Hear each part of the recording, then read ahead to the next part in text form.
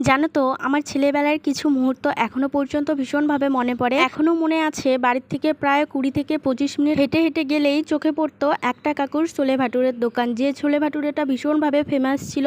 মাত্র 5 টাকায় পাওয়া যেত সেখানকার ছোলে ভাটুরে এবং গরম গরম লুচি। সেটা খাওয়ার জন্যই কতই না জেদ করতাম, 5 টাকা নিয়ে ছুটে চলে যেতাম সেই দোকানে। এত টেস্ট ছিল, সেই টেস্টটা মনে হয় কোনো কিছুর সাথেই তুলনা করার মতো নয়। তারপর দেখি হঠাৎ করে সেই দোকানটা বন্ধ হয়ে যায়। বেশ কিছুদিন দোকানটা বন্ধ হয়ে থাকার পর একদিন দেখি দোকানটা খুলেছে। তো সেই দোকানের পাশ দিয়ে কোনো একটা কাজের জন্য যাচ্ছিলাম। যখনই আমার চোখে পড়লো যে দোকানটা আবারও ওপেন হয়েছে, দৌড়ে চলে গিয়েছিলাম সেই ছোটবেলাকার ছোলে ভাটুরে খাওয়ার জন্য।